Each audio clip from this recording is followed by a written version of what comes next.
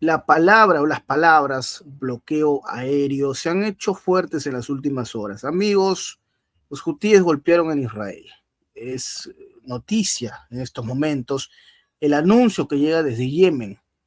Aseguran que hay un bloqueo aéreo total contra el régimen de Netanyahu e Israel. Aeropuertos en la mira, una serie de acciones con las que dicen van a poner en su lugar al sionismo. No olvidemos que el fin de semana se habló y mucho del ataque al aeropuerto de Ben Gurion en Tel Aviv, un hecho que no causó víctimas mortales, pero sí heridos. A partir de esto se empezaron a cancelar diversos vuelos hacia Israel. La meta de los hutieses bloqueados en el mar, ahora también estarán bloqueados en los cielos. No vamos a darles descanso. Señores, este es un momento trágico para Netanyahu, para el régimen, que está más asediado que nunca, no solamente por las cuestiones externas, sino también en la interna. No olvidemos que hace algunos días también un incendio histórico se hizo presente en Jerusalén y muchos se preguntaron, ¿esto será tal vez alguna movida? ¿Alguna mano negra está detrás de esto? El asunto es que los hutíes han dicho abiertamente, nosotros vamos a poner de rodillas a Tel Aviv. ¿Qué va a pasar a continuación? Vamos a hablar de este asunto tan interesante con nuestro invitado de hoy, invitado de lujo, amigo de la casa. Tengo el honor de presentar al señor Fernando Moragón, con quien vamos a hablar de este asunto tan relevante. Habíamos dejado un poco de lado el tema en Oriente Medio por lo ocurrido con los aranceles y la situación en Ucrania, pero amigos, es importante hablar de esto. Se empieza a construir un panorama cada vez más complejo. Pero bueno, vamos a desarrollar estos asuntos. Querido Fernando, bienvenido a Prensa Alternativa. ¿Cómo estamos? Hola, Enzo, pues como siempre, encantado de estar con vosotros. Y bueno, aquí con un día de estos primaveral de los malos, es decir, fresquillo, con cierto aire fresco y tal, todo ya nublado, con la clásica tormenta esta que dura poco tiempo, pero que es una tromba de agua y como va, te pille por la calle, te calas, pero te calas en 3 segundos. O sea, no hace falta más. Da igual que lleves paraguas, que lleves lo que quieras. Es decir, te calas.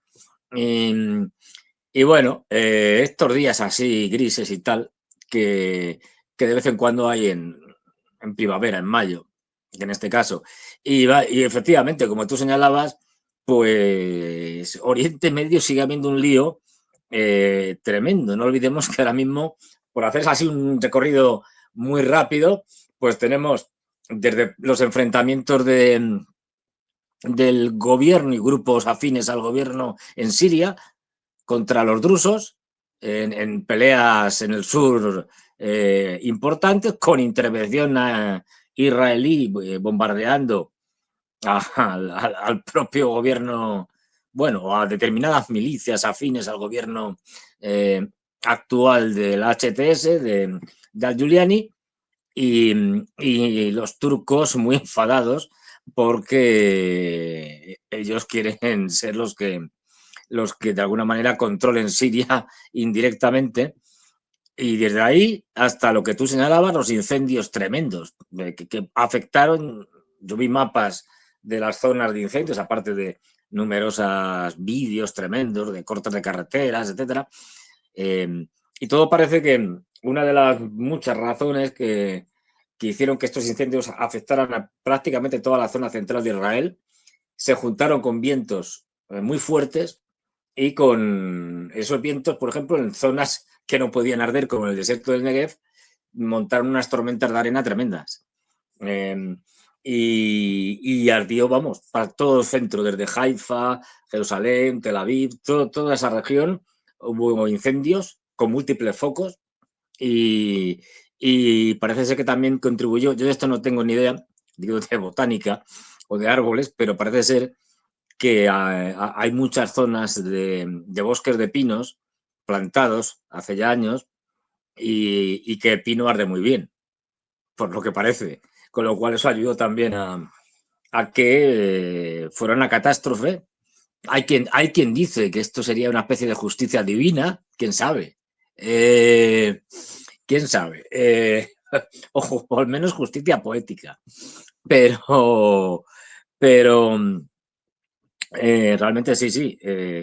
Sigue habiendo en el mismo Israel el Ehud Barak, el que fue primer ministro durante finales de los 90, principios del 2000, 2001, por ahí, si mal no recuerdo, fue primer ministro laborista, anteriormente jefe del Estado Mayor israelí, y ha sido una proclama, una manifestación, porque aunque no lo contemos, quiero decir, pero prácticamente no hay día, y especialmente los fines de semana, donde no haya una manifestación en contra de Netanyahu en Israel. Esto hay que decirlo. Que aunque no se hable, allí la gente está descontenta, no, lo siguiente, con el gobierno de Netanyahu.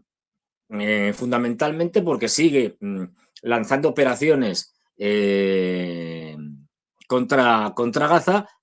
En esto no es que no están en contra, pero eso lo que hace es interrumpir cualquier tipo de negociación para la liberación de los rehenes que aún quedan. Y eso es fundamental para la población israelí. De hecho, ya digo, en un discurso, en una manifestación de estas, que algunas de ellas se montan directamente en la casa al frente de la casa de Netanyahu, de su residencia privada. Bueno, pues en una de estas manifestaciones, Ehud Barak dijo que había que acabar con el gobierno de Netanyahu como sea. Llamó a la desobediencia civil contra Netanyahu. Esto da una idea de la gravedad.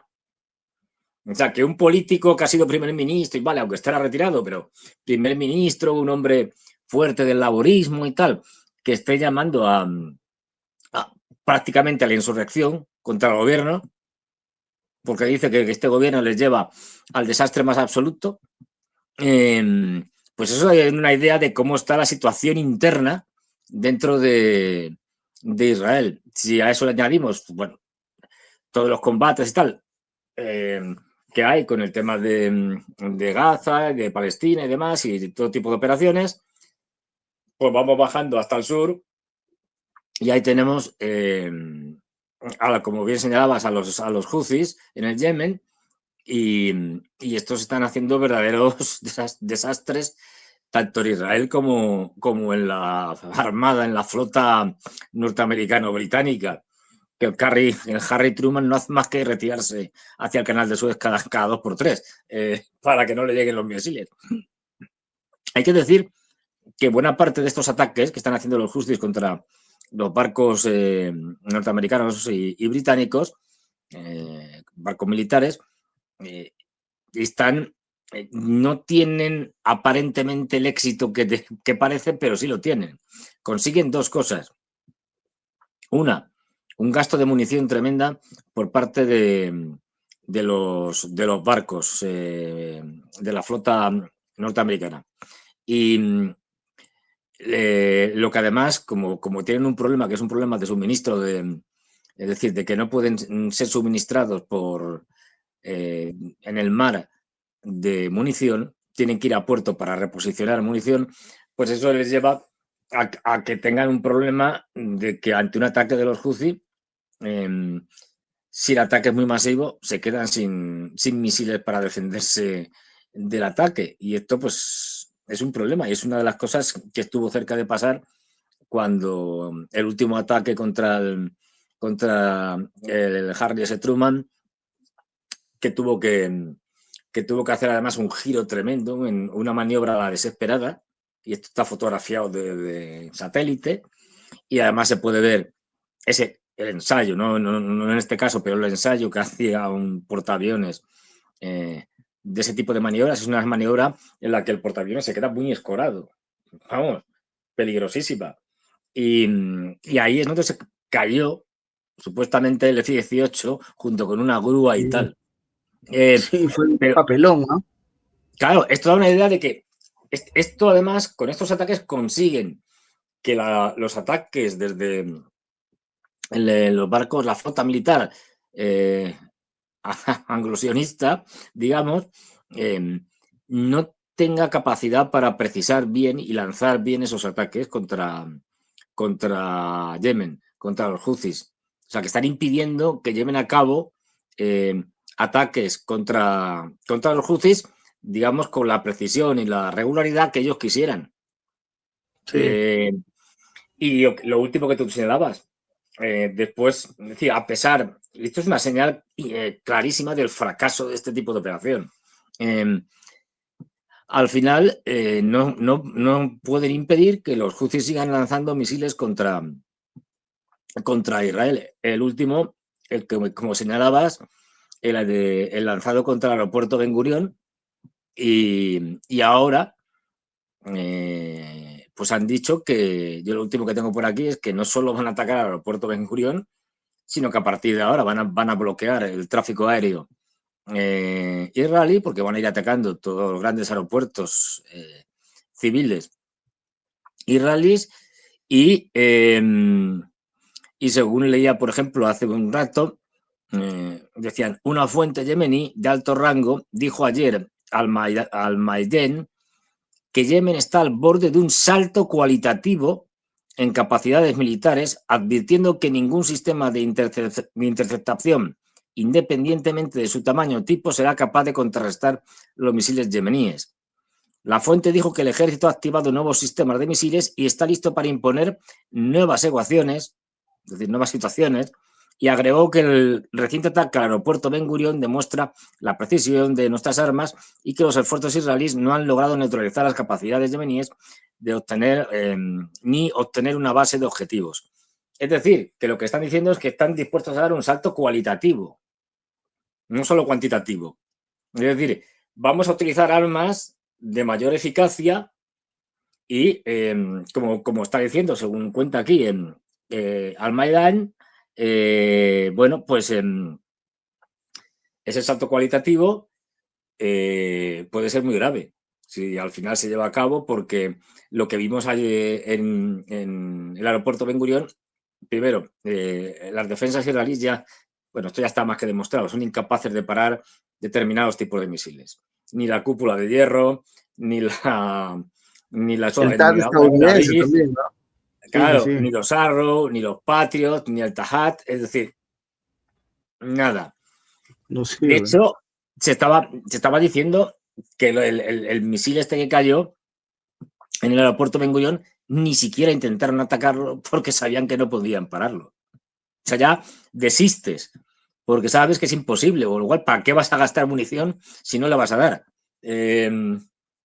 Está la situación y vamos, un ataque sobre los aeropuertos significa un problemón porque colapsa todo el tráfico aéreo, aunque solo sea eh, que caigan en la pista y tal. Las pistas de los aeropuertos se arreglan fácilmente, pero bueno, ya el hecho de que te caigan allí, primero, pone a la gente en pánico, ¿no? La gente no va a ir a los aeropuertos y tal, y segundo, o va a ir menos, y segundo, obliga al ejército a estar presente allí, a reforzar las medidas de defensa de los aeropuertos, cuando el principal problema que tienen los israelíes es que no tienen munición para sus sistemas, estos como la cúpula de hierro, etcétera, porque la mayor parte de esa munición se la proporcionan los norteamericanos y tienen graves problemas de munición. Por eso muchas veces no disparan contra misiles que saben que no pueden dar, porque tienen que ahorrar munición. Y hay muchas zonas, pero zonas estratégicas.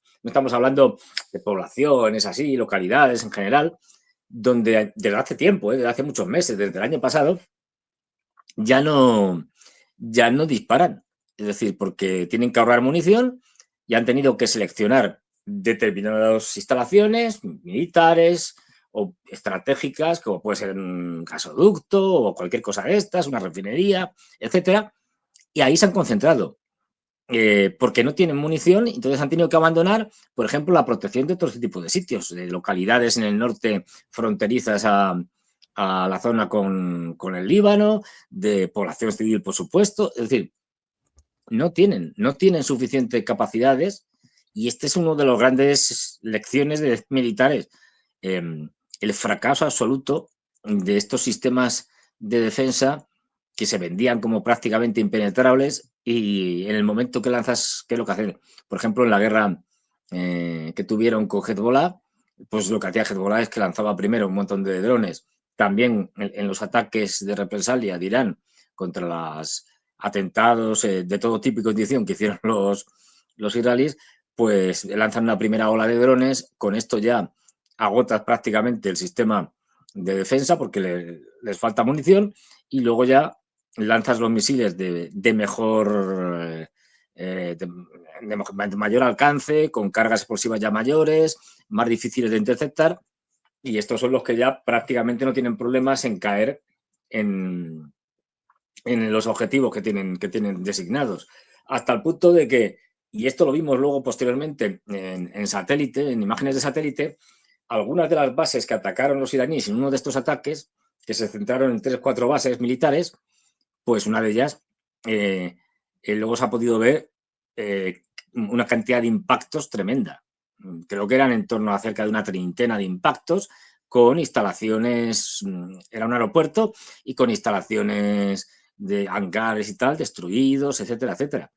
Es decir, es el gran fracaso de estos sistemas ante la revolución militar que estamos teniendo, con drones que son muy baratos y misiles que se pueden hacer también bastante baratos, en comparación a los misiles hipercaros de Estados Unidos, que cuestan millones cada uno de ellos. Esto al final es también un desgaste económico.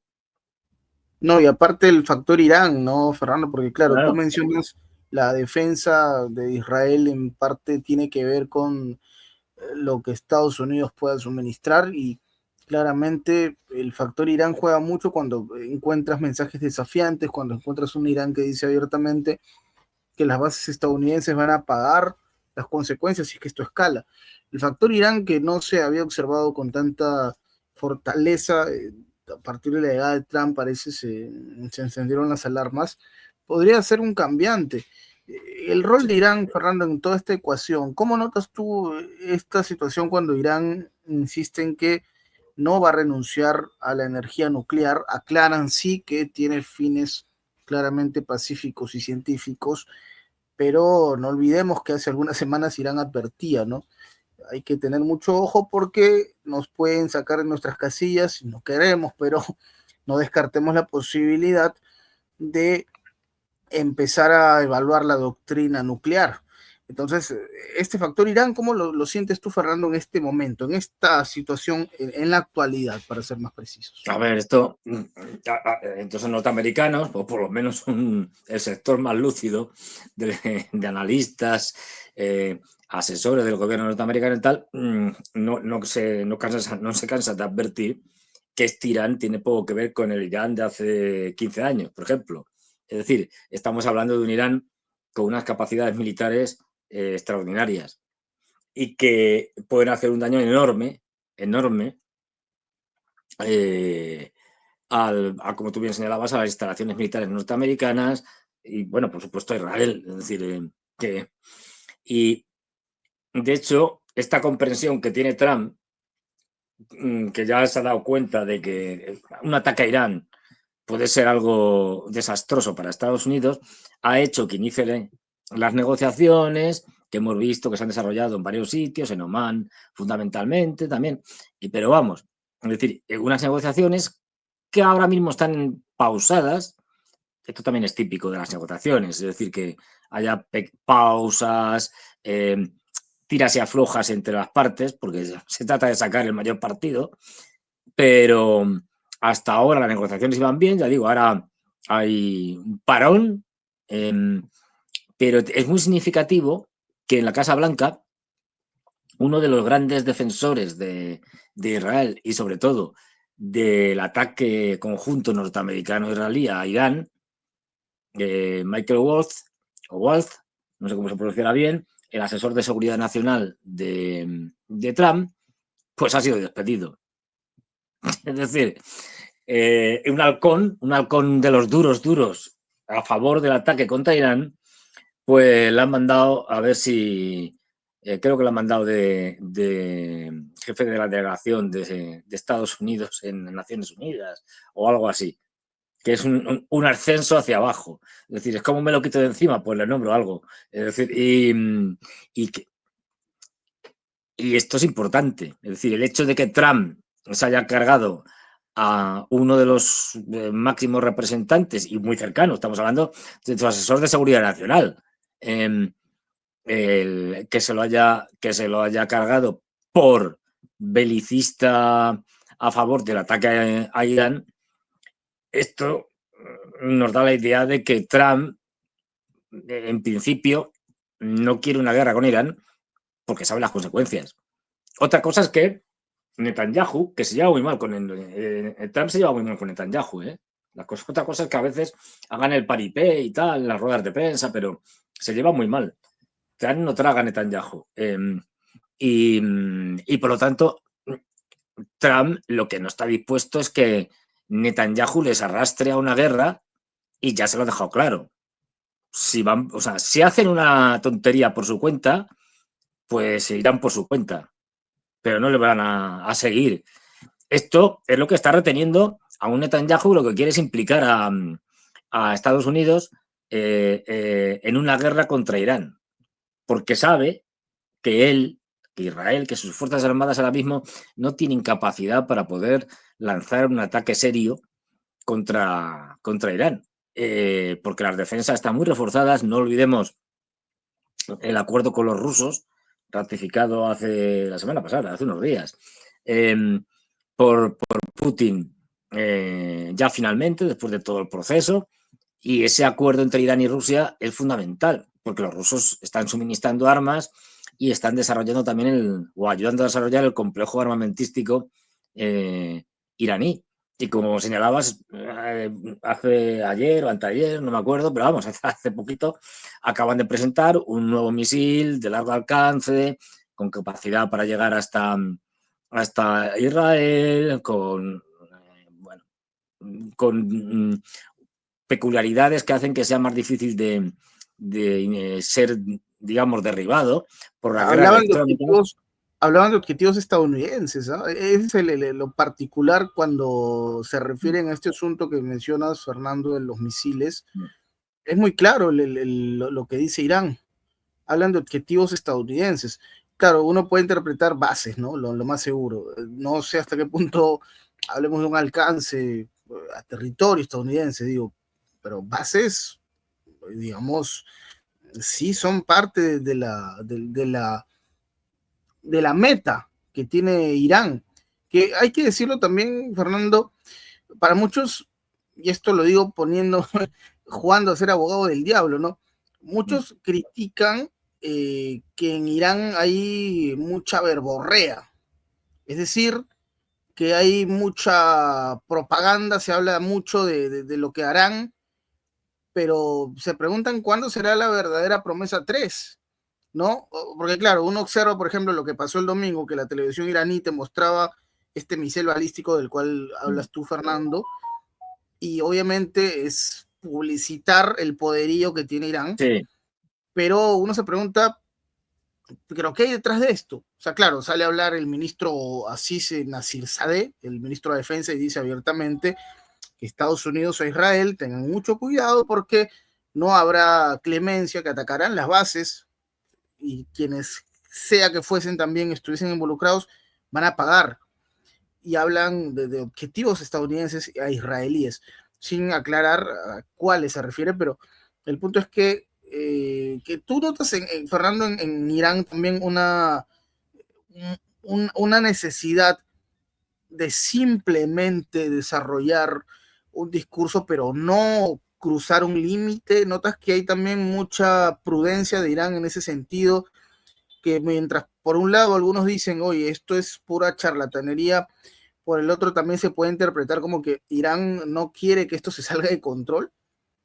Sí, por supuesto. Es decir, a ver, tienen que por una parte dejar claro lo que van a hacer si son atacados, pero hay una enorme prudencia. Irán no quiere entrar en una guerra en la que sufriría muchísimo, no nos engañemos. Es decir, aunque su respuesta sería demoledora para Israel, pero claro, caerían muchas cosas sobre ellos. Y además entraríamos en una guerra regional que no sabemos cómo puede acabar. Es decir, sería, porque claro, la respuesta iraní sería contra, por ejemplo, bases militares norteamericanas, y bases militares norteamericanas las tienen al lado. Por ejemplo, la central la tienen en Qatar. Es decir, que está, pues eso, a tiro de piedra, lo pueden lanzar con onda. Es decir, o con catapulta los misiles porque llegan. pero es que otra de las bases, en este caso naval y tal, pues la tienen en Bahrein, que es una isla que está también al lado. Por citar dos de las principales instalaciones norteamericanas, que también tienen en Arabia Saudí, es decir, en Irak, etcétera. Otro elemento importante en esta ecuación es que estamos viendo cómo Trump está intentando hacer algunas de las cosas que quiso hacer en su primer mandato y no le dejaron, que el Estado profundo le boicoteó directamente, y es la salida de Siria, de la zona norte donde estaban los kurdos. Según se hablan, prácticamente ya han salido todos los militares norteamericanos, puede que queden unos pocos, y, es decir, por lo tanto está intentando retirar las tropas norteamericanas de Siria hacia Irak y luego de allí a otros sitios para salirse del complejísimo lío que hay en Siria. Y esto ya lo quiso hacer. Como digo, en su primer mandato no le dejaron. Ahora, con más fuerza, quiere salirse de ahí porque sus objetivos son otros. Es decir, él no quiere perder, o sea, para más que lo proclaman constantemente, o sea, su objetivo es China. Lo dijo hace poco también nuevamente Marco Rubio, secretario de Estado. No, que no nos podemos entretener con lo de Ucrania y tal, porque nuestro objetivo es China. O sea, no podemos eternizarnos en esto. Tenemos que ir a por los chinos.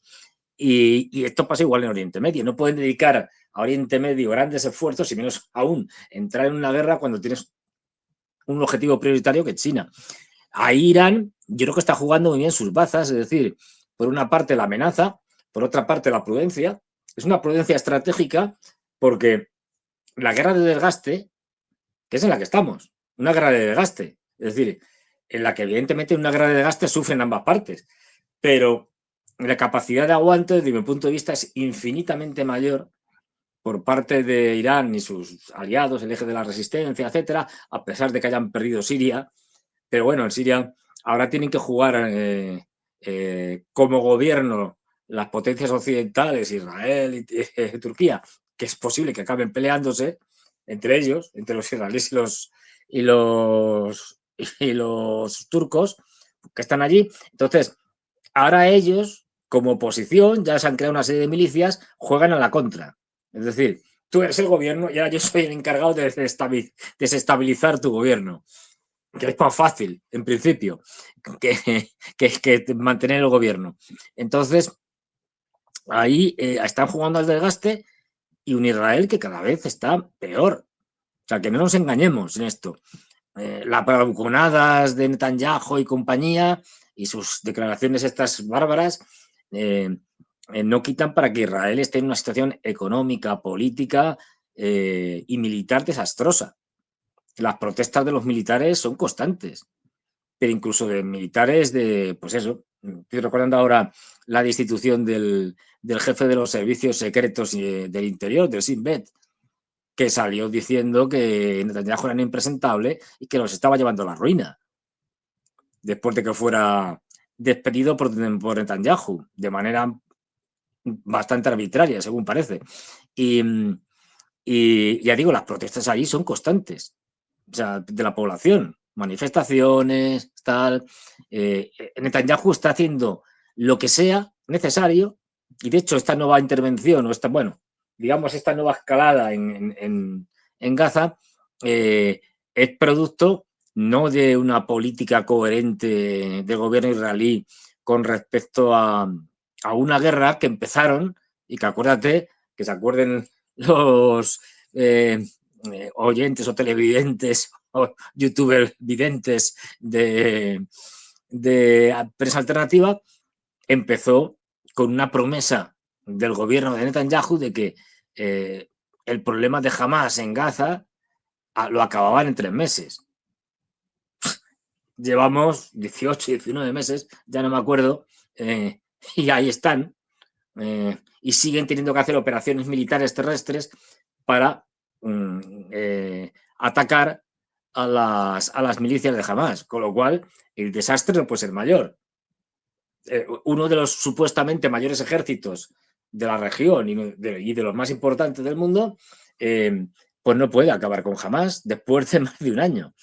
Pero no solo eso, es decir, es que otra vez ante la falta, que es otro de los problemas que tienen, de soldados, han tenido que llamar nuevamente a decenas de miles de reservistas. Esto crea unos problemas internos, tanto desde el punto de vista de la gente, que no tiene, pues no le hace mucha gracia a un reservista, un señor que ya ha hecho su servicio militar y que está trabajando a lo mejor desde hace ya bastantes años en su empresa, lo que sea, o en cualquier lado, que ahora le llamen a pegar tiros, a que le puedan matar. Es decir, de hecho, ha habido muchas protestas de reservistas, incluso prácticamente revueltas en ciertas unidades. Y eso además incide en la economía. Cuanto más reservistas movilizas, menos gente está trabajando en tu industria, en tu sector agrícola, lo que sea. Es decir, pues los está llevando a luchar a la guerra. Y esto en un país que no olvidemos, es un país muy pequeñito y que tiene unos 9 millones de habitantes, que no tiene una población suficiente para sostener una guerra prolongada, movilizando a la parte movilizable de su población, porque cuando decimos estas cifras, esto es importante, porque cuando decimos estas cifras, por ejemplo, Israel tiene 9 millones, pero no puede movilizar a 9 millones. ¿Por qué? Primero, hay que descontar ahí niños, gente que está por debajo de la edad para estar en el servicio militar, que no sé si estará a los 18 años, supongo que por ahí. Es decir, a los ricos, a los la ricos que doctrina, eso no van nunca. No, la doctrina luego religiosa a también. los viejos, quiero decir, a la gente demasiado mayor para ir a la guerra, por encima de 60 años o de 50, en fin, lo que tengan ahí establecido. Luego a los jóvenes, pero que son imprescindibles para mantener las estructuras del Estado. O sea, tú no puedes llevarte a los bomberos, ni a los médicos, ni a los... Es decir, hay una serie de profesiones que son absolutamente necesarias para mantener el Estado, entre ellos la burocracia. O sea, tú no puedes desmantelar pues, a la burocracia que sostiene los diferentes ministerios, no. Es decir, esta gente tiene que estar allí. Con lo cual, al final, el número de gente movilizable es muy reducido en cualquier país. Y esto es lo que está haciendo que haya un profundo desgaste en el ejército israelí, que es un ejército relativamente pequeño, 150.000 hombres oficialmente, y que desde el 7 de octubre del 2023 ha tenido que estar haciendo movilizaciones continuas. La primera, 300.000 hombres. Esto es una barbaridad, hombres y mujeres, porque allí en el servicio militar lo hacen ambos, tanto hombres como mujeres. Pero bueno, esto es una barbaridad. Y luego han seguido movilizando y movilizando, porque entre otras cosas, como se alargaba el conflicto, hay que hacer rotaciones. O sea, tú no puedes tener a unidades durante un año allí luchando porque es impracticable, se desgastan psicológicamente, físicamente, etcétera. Con lo cual, cada 3 o 6 meses, como mucho, los que están en algún sitio luchando tienen que ser sustituidos por otros nuevos, por soldados frescos que no han combatido. Esto implica que ya no es que tengas que tener 150.000 personas, tienes que tener al menos 3 veces más para hacer esas rotaciones. Si encima tienes que ampliar el ejército con reservistas, pues al final no tienes gente suficiente para una guerra de largo alcance, aparte de las bajas. Es decir, que son mucho mayores de de las oficiales. Entonces, bueno, Y no todo olvidemos esto, todo esto. lo que dijeron los hutíes, ¿no? Que recuerdo hace unos días aseguraba, ¿no? El movimiento de los hutíes que contaban con más de 8 millones de combatientes, ¿no? Era un mensaje de Sí, Ansarrolá para Estados Unidos e Israel. Más de 8 millones de combatientes, ¿eh? Es una locura. Uno pensaría, Fernando, y esto es pura, digamos, sí, es publicidad, propaganda, propaganda. publicidad, pero queda claro que los yemeníes son una raza guerrera, por decirlo de alguna manera. Hay que tener mucho ojo con eso. Las convicciones que ellos tienen no son las mismas de los israelíes. No, Digamos, hay no. una formación distinta como sociedad. Efectivamente, eso que señalas es fundamental. No olvidemos que los Houthis son, digamos, una rama del chiismo. Y como chiitas, el martirio es una de las formas más nobles de morir, defendiendo la fe y defendiendo causas justas. Por lo tanto, la movilización es enorme. No sé si son 8 millones. Quizás 8 millones son muchos, pero uno no tiene más que ver, por ejemplo, las manifestaciones que se hacen en la capital, en Sanaa, o los grandes desfiles que hacen, y son enormes. Son multitudinarios. Es decir, se puede decir prácticamente que hay una población en armas y una gente, además, muy dura desde hace mucho tiempo porque están acostumbrados a conflictos. Desde el siglo pasado. Pero actualmente no olvidemos que el conflicto en Yemen empieza con las revoluciones árabes, con la primavera árabe, mal llamada primavera árabe, habría que llamarla invierno árabe, pero bueno, organizada por Estados Unidos y que desestabiliza un montón de países, entre ellos Yemen. A partir de ahí empieza una lucha política que también se convierte en muchos ámbitos en una lucha militar hasta entrar en una guerra civil. Y como los Houthis la iban ganando, es cuando una coalición en 2015 de saudíes, emiratíes y otra serie de países intervienen en favor de, digamos, de los enemigos de los Houthis. Eso es un desastre, no consiguen acabar ni de lejos con los Houthis, se quedan ahí estancados en una guerra de la que no saben salir ni saudíes ni emiratíes, y utilizando mucha tecnología, es decir, están acostumbrados a que los F-15 de los saudíes le bombardeen, por ejemplo, porque llevan desde 2015 haciéndolo. Luego tienen una rocosidad y una dureza tremenda. Entonces, un bombardeo de los F-18 norteamericanos, pues es más de lo mismo. Es decir, de hecho, lo que no parece ser que no están consiguiendo es hacer grandes daños a los sistemas de armas de los Houthis porque están bien enterrados, bien fortificados, en búnkeres y tal, y los norteamericanos no tienen por el momento la capacidad de acabar con el sistema de ataque y defensa de los Houthis. Meterse con los Houthis es, digamos, una temeridad, como poco. Y por el momento, el fracaso es de sus enemigos.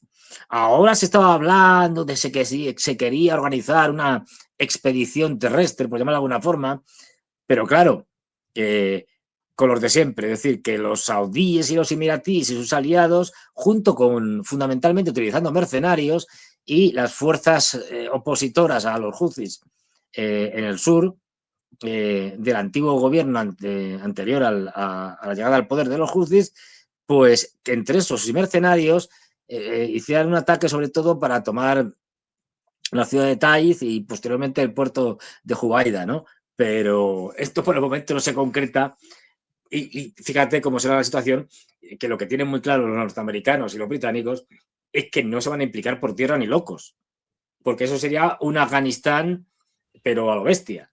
No, es una locura. Por eso que hasta el momento todos son bombardeos, bombardeos, bombardeos. Claro, Es un temor, error. sería como visitar el infierno, ¿no? Peor que en Vietnam, incluso, me imagino. Sí, pero eso es un error. Es decir, tú puedes bombardear mucho y puedes hacer unas barbaridades enormes, pero no se ganan las guerras solo y exclusivamente bombardeando. Vamos, lo estamos viendo. Es decir, más que ha bombardeado Israel en Gaza, difícil. Un sitio muy pequeñito, en una franja muy estrecha, donde además no tenían oposición, porque los Hamas y los grupos que están con Hamas no tienen defensas antiaéreas, con lo cual, a placer, han dejado la franja de Gaza hecha un solar, es decir, una ruina, hecha una escombrera. Bien, ¿han podido derrotar a Hamas? No. ¿Y eso qué? Una vez que ya vieron que bombardeando no podían conseguir la derrota, tuvieron que entrar por tierra. Muchas operaciones terrestres que se empezaron por el norte, que si tal, no han podido. Y es que es muy difícil. Es decir, y imagínate en Yemen con los Houthis, es decir, nada. O sea, si se meten los Horrible. americanos y los ingleses sería un desastre pavoroso. Por eso no lo hacen ni lo van a hacer.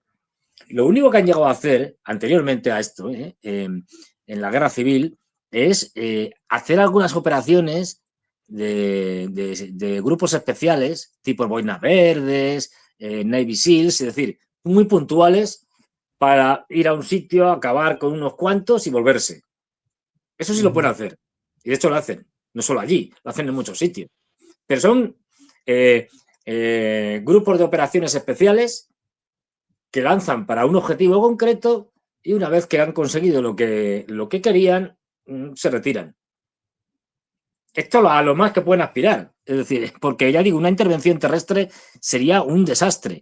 Y los bombardeos por sí mismos no van a conseguir derrotar a los Houthis.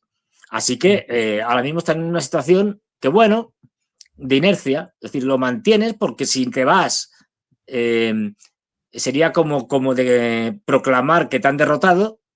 Entonces, bueno, pues tienes que seguir por inercia, pero ya vemos, el Harry Truman cada 2 por 3 tiene que salir corriendo, el portaaviones con su grupo aeronaval, y el Carl Vinson también ha sido atacado ya por los Houthis. El Harry Truman está en el Mar Rojo y el Carl Vinson está en el Índico. ¿No? Sí, y Sí, a unos 800 kilómetros sí. de Yemen, aún así lo pueden atacar. Entonces, bueno, Eso es una locura. ahí, sí, dime. No, te decía que es una locura porque justo se había revelado una información hace poco que es que la orden de Trump era la siguiente: una semana más. Le ha pedido a Harry Truman, digamos, a quienes están al mando en este momento, que aguanten una semana más. No se sabe cuál es la razón, pero es la orden muy clara, ¿no? Claramente dicen desde el gobierno de Trump, es necesario que el Harry Truman permanezca una semana más. Ahora, esto fue el fin de semana que ya terminó, entonces quiere decir que esta semana se va a tomar una decisión clave respecto a cuál va a ser el posicionamiento del Harry Truman, si finalmente quedará a merced de los hutíes o termina yéndose el Mar Rojo. Pero lo clave es que esta semana, Fernando, se debe definir algo, porque ya se ha Es que anticipado. Sí, por favor. no, tienen un problema. Es decir, Estados Unidos, que tiene 11 portaaviones y por tanto 11 grupos aeronavales, dices, no, tiene 11, fíjate, puede desplegar sus 11 grupos aeronavales. Nunca, jamás, eso es imposible. Y de ahí lo que estamos viendo, es decir, y además con un deterioro creciente del ejército norteamericano en muchos aspectos. Generalmente, al menos 2 portaaviones están en lo que llaman un mantenimiento largo. Este mantenimiento largo, como sabemos, son portaaviones nucleares, de propulsión nuclear, es que te cambian todo el combustible nuclear, etcétera, etcétera, y eso te lleva varios años. O sea, eso no es hace en 3 meses. Con lo cual los tienes ahí parados ya digo, toda la revisión y todo el cambio del combustible nuclear y ya de paso otro tipo de reparaciones y de mantenimiento, que no olvidemos, de unos barcos que son enormes y que tienen una tripulación de en torno a los 5.000 hombres, que es una barbaridad. Es decir, entre, evidentemente, marineros y luego todos los aviadores, todos los pilotos de aviones, más la gente del mantenimiento de los aviones, los mecánicos, etcétera. Es decir, es una pequeña ciudad, aquello. Y pues el mantenimiento cubre mucho. Luego hay los que están en mantenimiento corto. Un mantenimiento corto es un mantenimiento de un año, pero que no pueden salir así por las buenas. O sea, no pueden decir, oye, mira, venga, vamos a hacer 3 cosas y tal, y que vayan para allá. No. Y eso, pues, por lo menos otros 2 o 3 más. Con lo cual, de esos 11 ya le hemos quitado unos 5 que no pueden moverse. En el mejor de los casos, suele haber más. Y lo que estamos viendo es que ahora mismo no tienen suficientes portaaviones operativos. Por eso le están pidiendo a Harry Truman que se quede, y por eso han tenido que hacer una cosa muy rara, que es que el único portaaviones que está fuera de Estados Unidos, que tiene una base fuera, permanente, en Japón, es el Carl Vinson. Y se ha tenido que venir desde allí, dejando el Pacífico, pues supongo que con un portaaviones, porque suele haber 2 allí en la flota del Pacífico, pero vamos, mínimo, pero vamos, se ha tenido que venir atravesando el estrecho de Malaca, el Índico y tal. ¿Por qué? Pues porque no tenían otra opción mejor. O sea, no han podido sacar un portaaviones de otro sitio y llevarlo. Cuando el enfrentamiento entre China, o mejor dicho, Estados Unidos contra China en el Pacífico, es fundamental y la presencia de portaaviones allí es clave. Bueno, pues han tenido que retirar uno de allí. Si han tenido que retirar uno de allí es porque en ese momento no tenían una opción mejor, no tenían muchos portaaviones en condiciones de poder ir allí. Y el que mantengan al Harry Truman durante tanto tiempo, como sea, pues también es una señal de que no están en condiciones de sustituirlos por otros de manera fácil es decir, que esto lo que nos viene a señalar es una debilidad cada vez mayor del ejército norteamericano en este y en otros muchos ámbitos. Y esto es una de las cosas que quieren o que intenta atajar Trump haciendo una especie de palo y zanahoria. Es decir, al complejo militar industrial dice, venga, pues pongo ahí los mayores presupuestos de la historia de Estados Unidos en materia de defensa. Venga, 1 billón de dólares, trillón en inglés de Estados Unidos. 1 billón de dólares. ¿No? De hecho, prácticamente la mitad del presupuesto federal es presupuesto de defensa. Y dice, vale, o te doy esto. Y además os hago el regalo que yo presiono a los europeos que están aumentando los gastos en defensa para que compren armamento norteamericano al complejo militar industrial y así estáis contentos y felices vendiéndoles vuestra chatarra a los europeos. Pero a cambio, lo que intenta es, se tiene que acabar esto de los sobrecostes. Es decir, esto de los sobrecostes y sobre todo, o además de los sobrecostes, es que son a veces más del doble del presupuestado inicialmente, que es un disparate.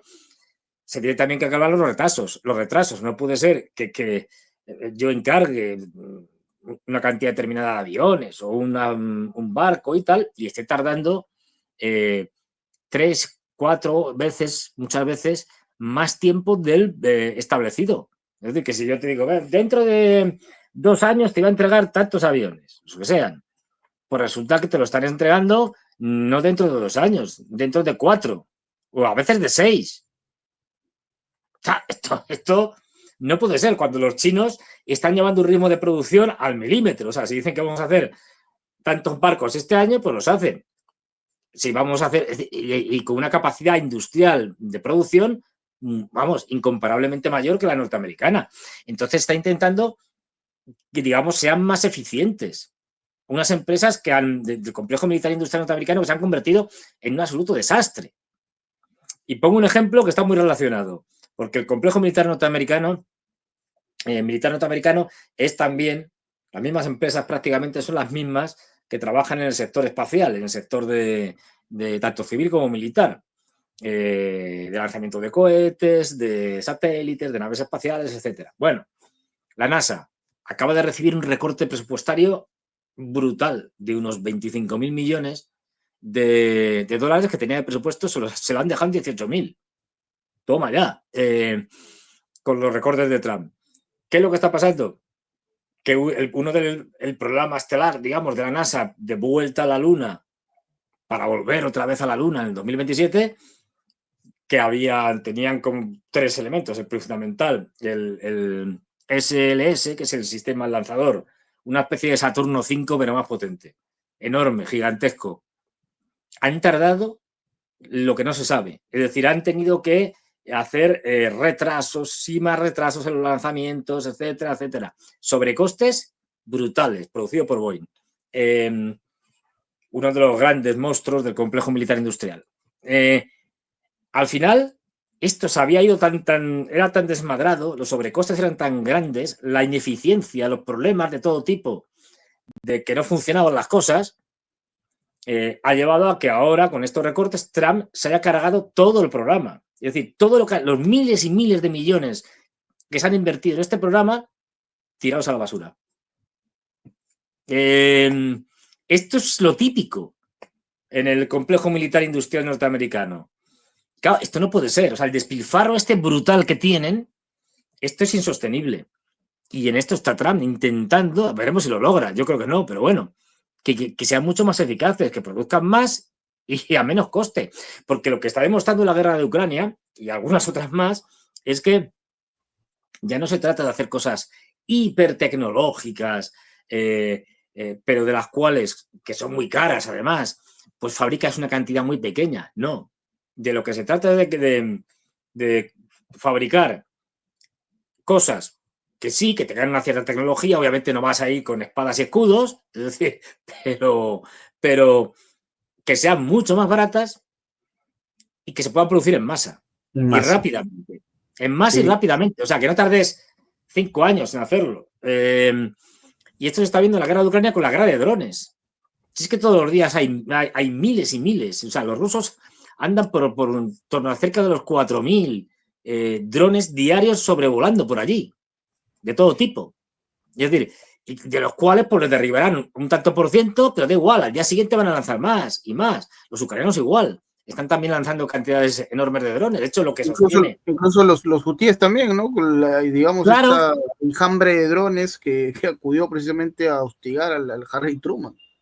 claro, es que les lanzas estos enjambres de drones que te cuestan nada.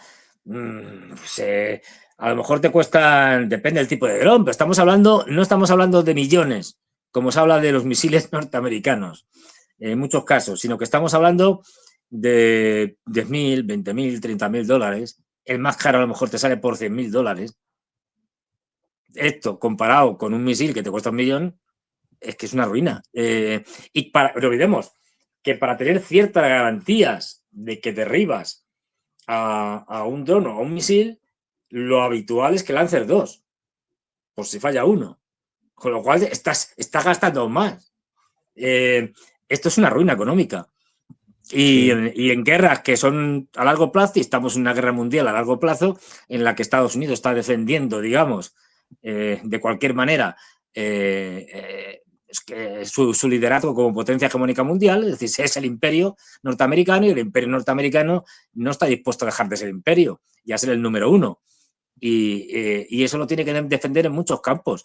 Y se han dado cuenta, con la administración Trump, cada vez más, de que eran mucho más débiles de lo que se suponía, de lo que ellos mismos suponían, Ha sido un sobre sus guantazo. capacidades. Ha sido un guantazo y por supuesto que la lección nunca se aprende, ¿no? A propósito de esto que mencionabas, recuerdo una frase, Fernando, que es muy popular. En épocas de sequía, preferible una semana con agua cruda que un día con agua de manantial. A propósito de la guerra, ¿no? Pero Claro. bueno, son cuestiones muy interesantes, Fernando, que seguramente ya podemos desarrollar a más profundidad en el próximo programa, porque me indica la producción que hemos llegado al cierre de esta conversación tan interesante, por cierto. Fernando es un experto, Fernando tiene un mapa dibujado. Bueno, Ajá, sabe mucho y obviamente el público se ha podido orientar y entender esta cuestión, porque muchos dirán, ¿cómo es que los hutíes con sandalias y con una tecnología muy limitada son capaces de imponerse a un Harry Truman?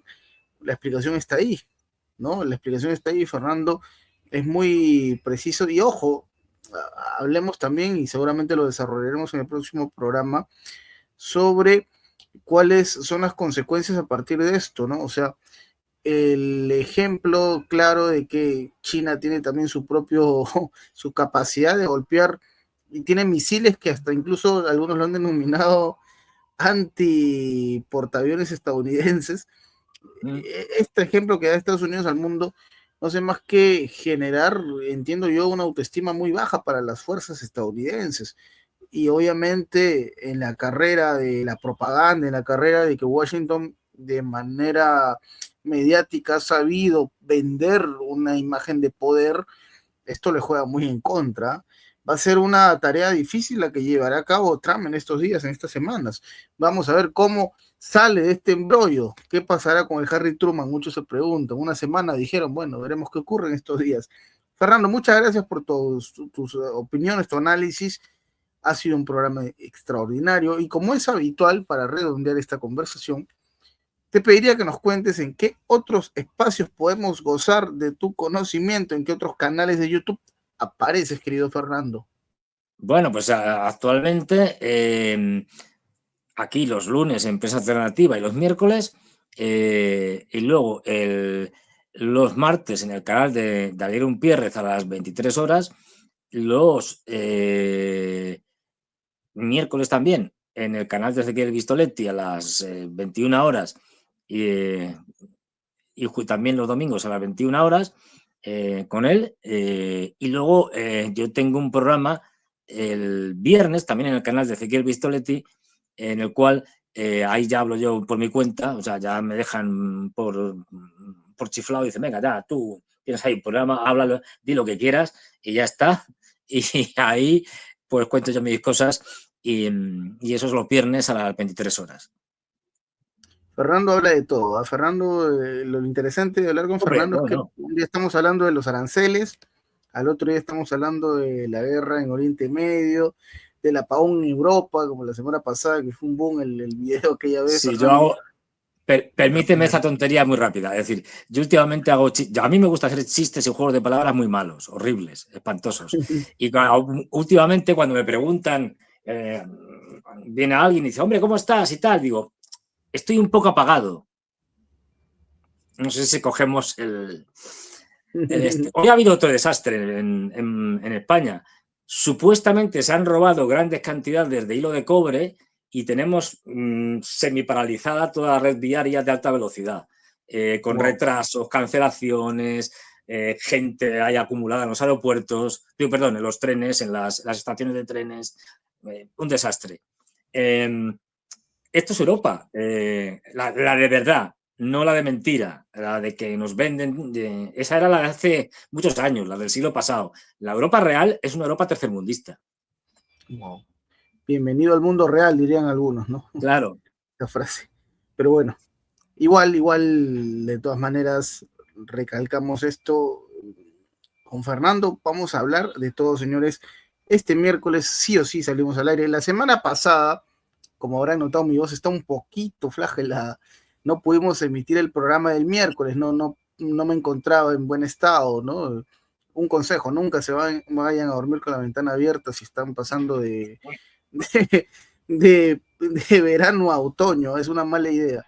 Y menos si están sin playera, ¿no? Mala decisión, porque el calor puede ser en la noche, pero en la madrugada, ¿uno qué hace con ese frío? Que no lo nota porque estás dormido y te levantas al día siguiente con la garganta hecha trizas, pero igual de todas maneras, hoy hemos salido al aire y el miércoles de todas maneras también estaremos hablando de lo que ocurra en el acontecer de la geopolítica que tanto nos gusta, tanto nos interesa. Gracias, Fernando, por tu tiempo. En la descripción del video colocaremos la información de los otros canales en los cuales usted podrá disfrutar de los contenidos de Fernando Moragón. Fernando, muchas gracias. Te mando un super abrazo. Al público de Prensa Alternativa, gracias por estar en contacto con nosotros. Nos reencontramos muy pronto, queridos amigos. Hasta la próxima. Hasta luego, gracias.